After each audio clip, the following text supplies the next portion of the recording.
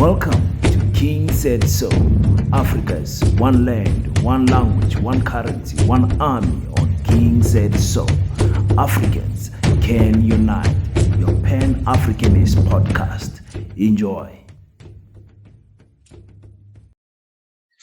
Peace in Pan-Africanism to all my African brothers and sisters from all around the world. Welcome back to King Said So. I am the host, King 053, Mr. Easy Imali Eningineni. And we're back at it again with another one. And this time around, we speak about the IEC, ladies and gentlemen. Listen, if we cannot hold the IEC to the highest standard possible, then I think we should rather kiss a free, fair, transparent election goodbye. It's not going to happen. If the IEC cannot do small things, do not expect the IEC to do big things. That is how I view things. And that is how I view most of the things in life. When I look at a leader, I want to see how that leader leads his family, how his friends perceive him, and how all the people around him treat him. If he cannot lead that small circle, definitely he will not be able to lead the community and the country at large. So the IEC had one job and one job to do, is to receive the NEC national list from each of the political parties. Take that list, interrogate it, and on the 25th and the 26th of March, then release the list and make sure that the political parties is communicated with in terms of any adjustment that the IEC feels fit to be made on those lists. But how is it possible that immediately after the political parties submitted the list that the the ruling parties the national list has been leaked. So for me, it's like, and I heard that the Mkhonto list was also leaked. I did not see it. I saw the ANC one. So for me, it was another thing of normal, but this cannot be right. Immediately after you got the list, you decided to leak it. So we are unfortunately in anger on behalf of the ANC and also concerned as citizens of this country.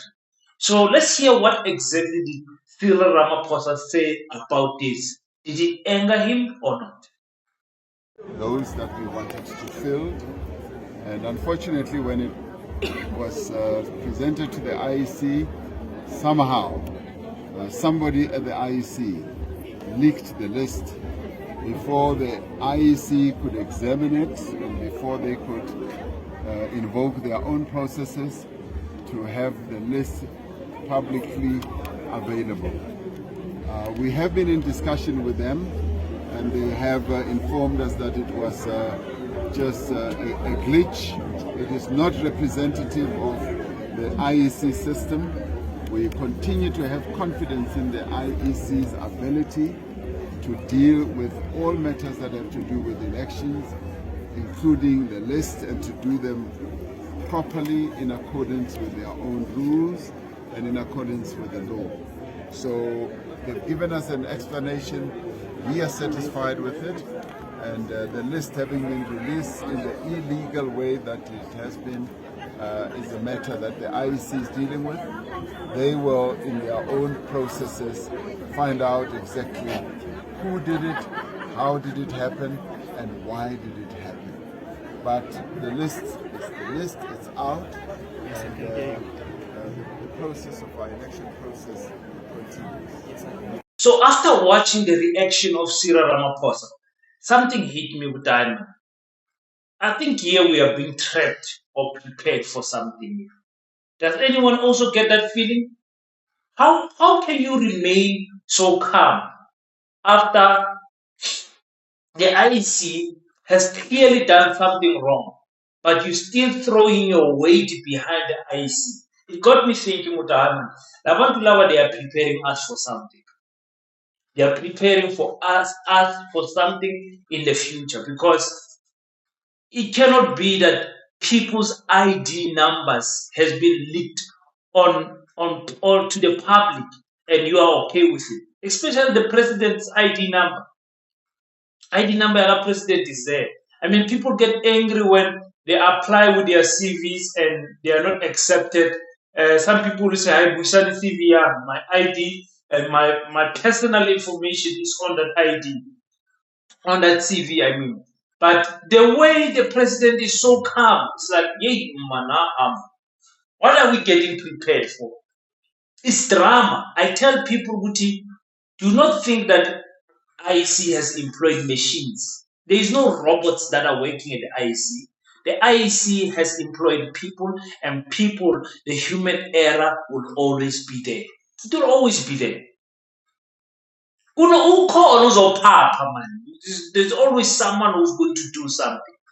There's always, and that is nothing new to South African politics. This happens to any election around the world. You'll never hear happy losers. The first time we had a happy loser in elections, that was in Liberia when what's his name, George. George was George Weah from Liberia lost an election with 1%. He got 49%, and his opposition got 50 point something. And then he said, "No, it's fine, I've lost." That was the first time in the history of mankind we had someone lose an election and did not make a noise. The rest of the other times, and we should congratulate him because that was, that was unexpected, especially in Africa where when people lose elections, people die. People die. So I thought to myself, no, okay, the president is calm. Maybe the spokesperson of the ANC is going to be more aggressive and more, rebuking this type of action from the IEC. Let's listen to what the spokesperson of the ANC said. Quite disappointed given the fact that we've not had a situation of that kind in the past few days during the process of finalizing our candidate selection, our candidate list. And lo and behold, we submit the list and to the IEC, and then there's a leak. But I do want to talk about what is in the list. Because, of course, we wrote to the IEC.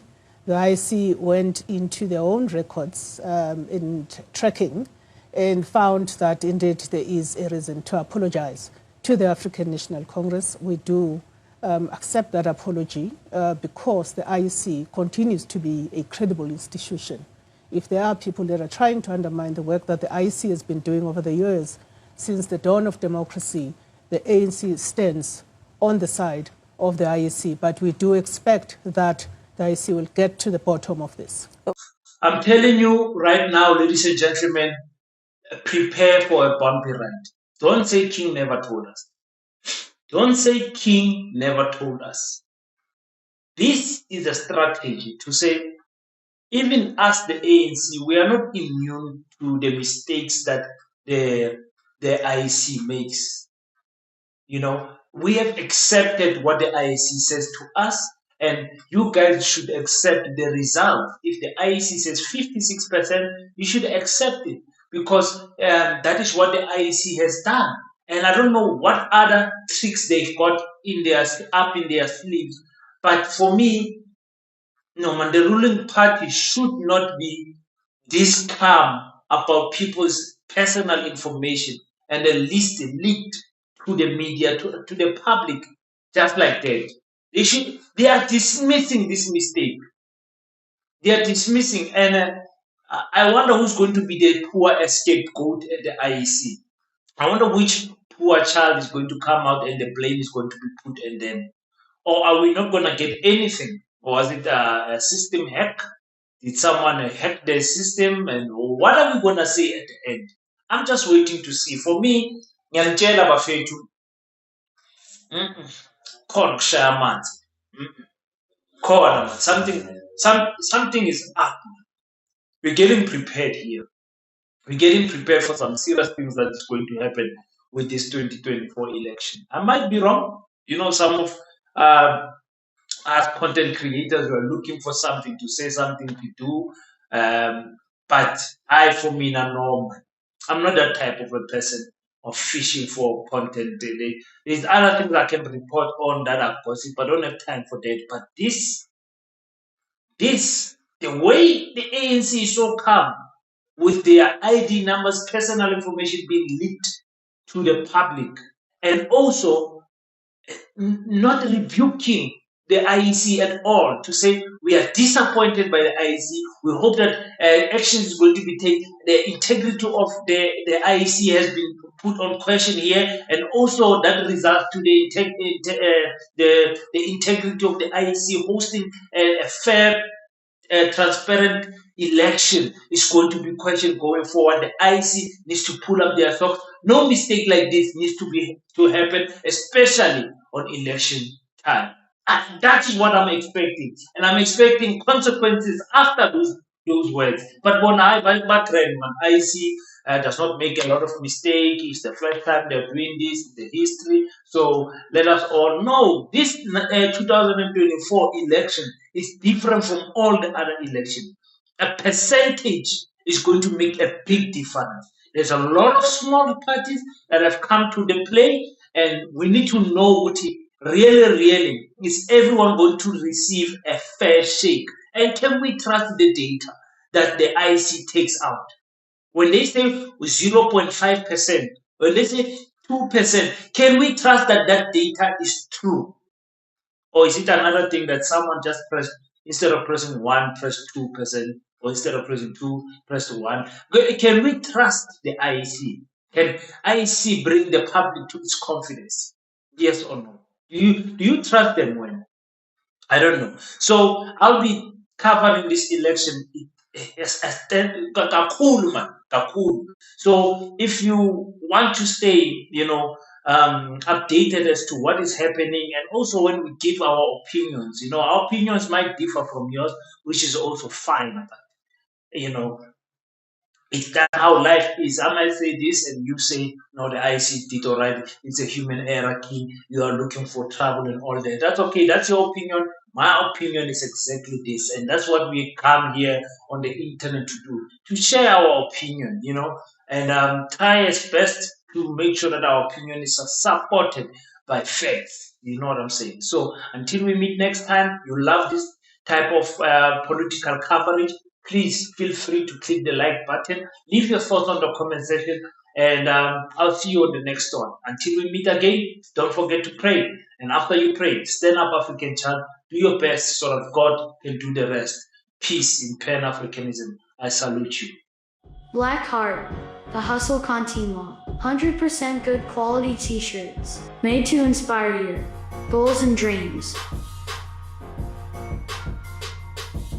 T-shirts are now available at an affordable price. Place your order now. 068-473-6908. Instagram at Black7576. Facebook page Black Heart.